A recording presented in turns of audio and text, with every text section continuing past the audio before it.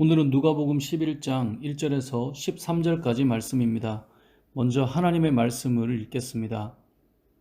예수께서 한 곳에서 기도하시고 마치심에 제자 중 하나가 여짜오되 주여, 요한이 자기 제자들에게 기도를 가르친 것과 같이 우리에게도 가르쳐 주옵소서.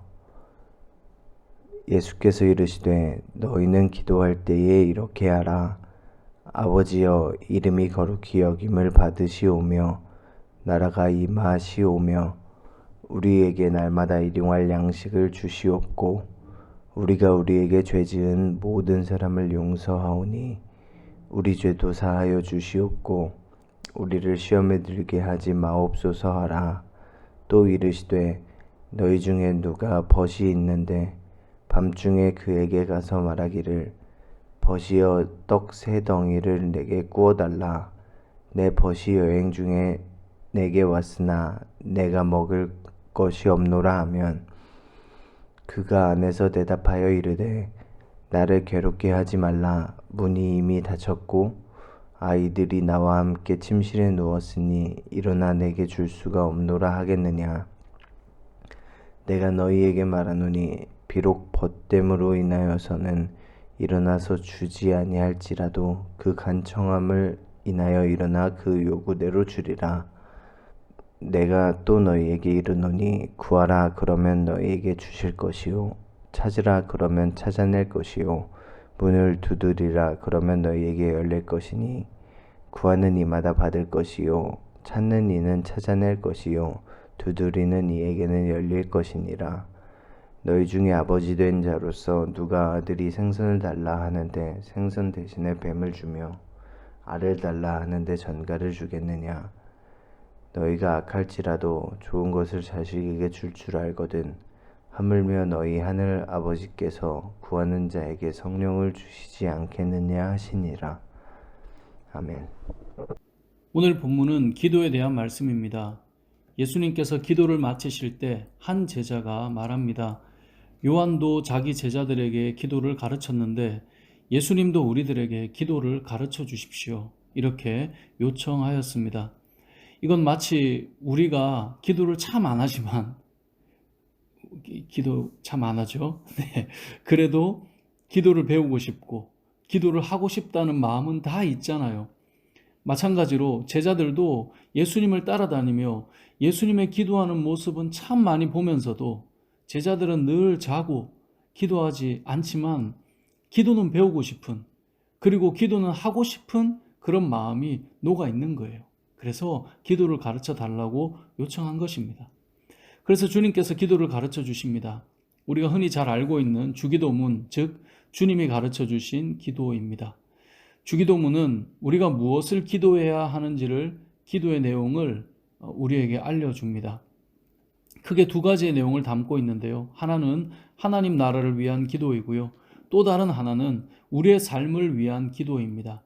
하나님 나라를 위한 기도는 하나님의 하나님 되심을 인정받는 것, 하나님의 거룩하심을 온 땅이 인정하는 것, 그리고 하나님 나라가 점점 임하여서 죽어가는 영혼들이 회복되고 구원의 역사가 점점 확장되어 온 열방이 하나님께로 돌아오게 되며 최종적으로는 주님이 이 땅에 다시 오셔서 하나님 나라가 완전히 이루어지게 되는 것, 그러니까 하나님 나라를 위해 기도하는 것이 첫 번째 내용입니다. 그리고 크게 두 번째 내용은 우리를 위한 기도로서 우리가 먹고 사는 문제, 즉 일용할 양식을 구하는 기도, 사람과 사람과의 관계를 위한 기도, 즉 서로를 용서할 수 있는 기도, 그리고 시험에 들지 않도록 우리의 믿음을 위한 기도를 담고 있습니다.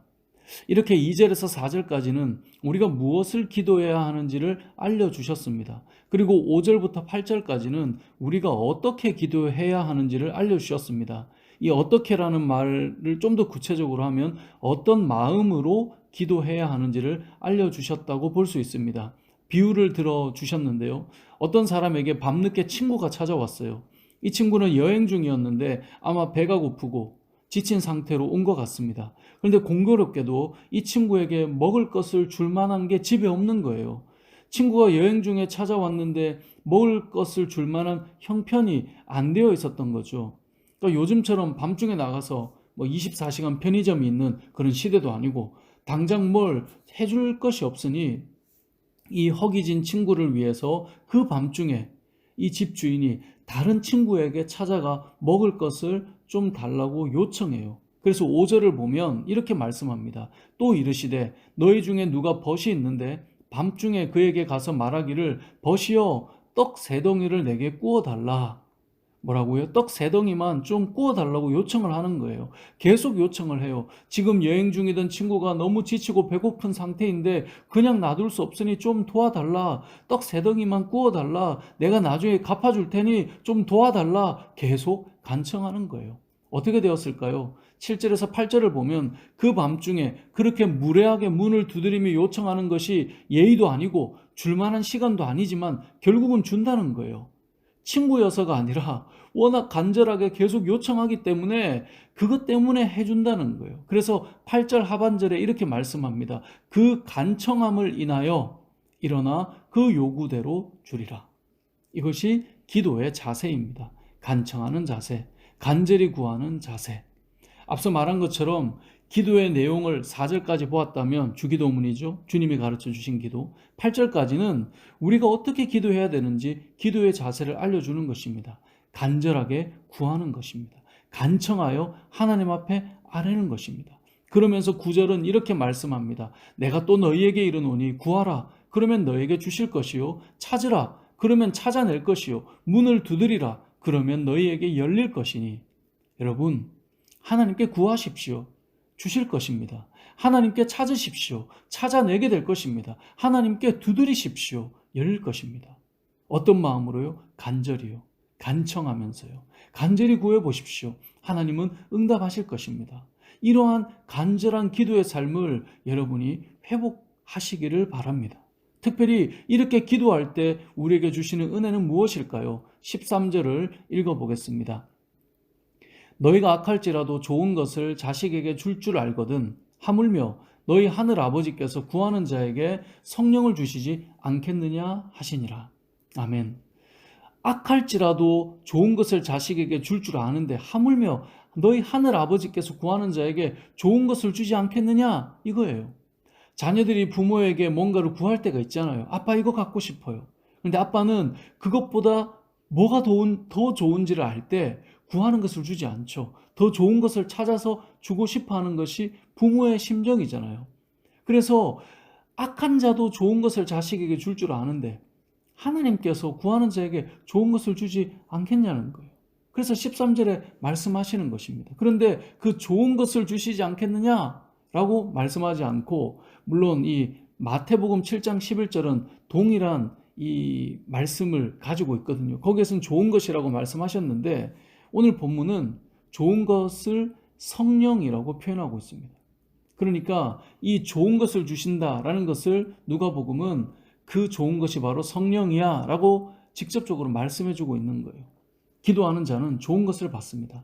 내가 구하는 것보다 더 좋은 것이 무엇인지 아시는 하나님께서 좋은 것을 주십니다. 그리고 그 좋은 것은 오늘 말씀을 통해서 알 수 있는 것 바로 성령이라고 말씀합니다. 즉 기도하는 자는 성령으로 충만해진다는 것입니다.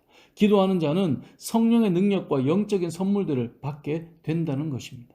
말씀을 정리하겠습니다. 오늘 말씀은 제자들의 요구에 따라 무엇을 기도해야 하는지, 기도의 내용이 무엇인지 알려주십니다. 주기도문이죠. 그리고 어떻게 기도해야 하는지 말씀하십니다. 간절히 기도하라.